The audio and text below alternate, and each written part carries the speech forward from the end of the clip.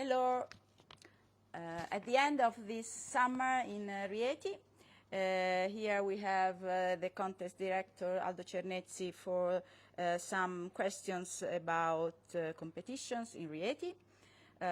Do you think, does Rieti have a potential to host a World Gliding Championship? Well, of course, it has potential. The excellent qualities of Rieti are its magnificent soaring opportunities, the mixture of thermal, ridge, convergence and wave flying, all in one day sometimes. We have a very well-tested organization. All the people who cooperate with me would be perfectly capable of running a very good quality World Championship. On the other hand, the airport is relatively small for a World Championship, so probably it would be just for the small wings, not the bigger wings. And that's all. Yes, it's a possibility. It's a possibility for Rieti. And what's your impression about the numbers of participants this year? We were a little disappointed, I must admit. We only got about 40-45 participants in both competitions, in each of the competitions, I mean.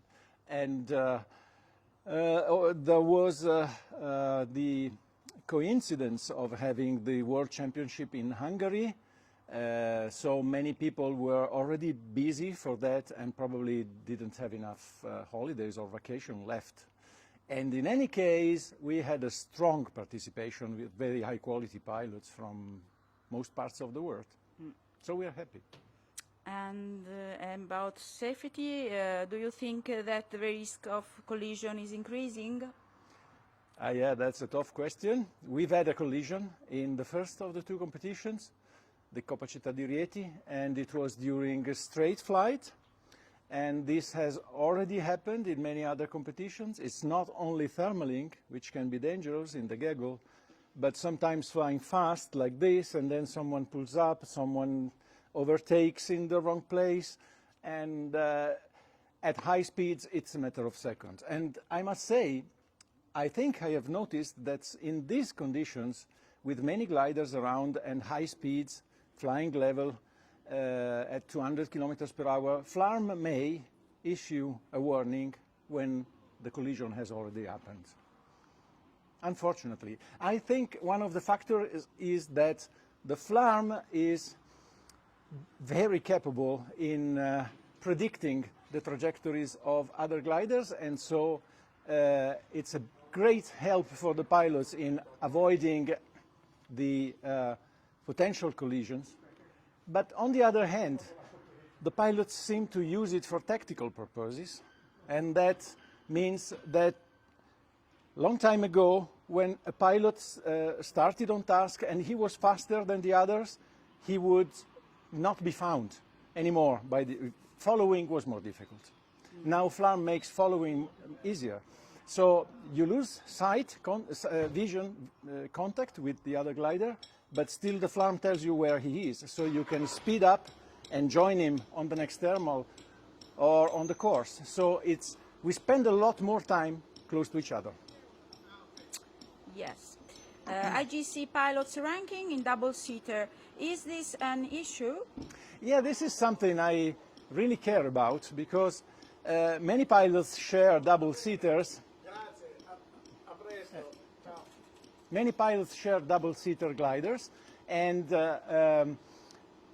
sometimes it's pilots with more or less the same level of proficiency in competitions, and they are discouraged from flying together. They share the ownership of the glider, and they cannot fly together.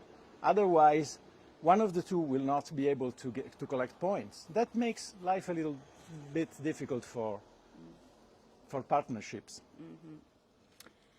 What are the main modifications to the Italian rules in 2022? Probably the most relevant is that we have introduced the concept of sportingly prohibited airspace, volumes of space, And so we now have different contours of the airspace, and we allow the pilots a very small tolerance, and like 50 meters horizontally and 20 meters vertically, and that has saved like 3 or 4 performances with 50 points penalty for an infringement of the sporting space, not the real airspace, of only about 1 or 2 or 3 seconds, 4 seconds. It would have been too bad. So this is the interesting news for this year. Mm-hmm. And and also, we have created a wider acceptance of the types of different types of gliders in the club class in Italy. So now you can fly with no ballast, even with LS8, Ventus 2, and something similar. Thank you. And Coppa Internazionale del Mediterraneo e Coppa Città di Rieti back to the usual schedule next year? Yes, we have the dates.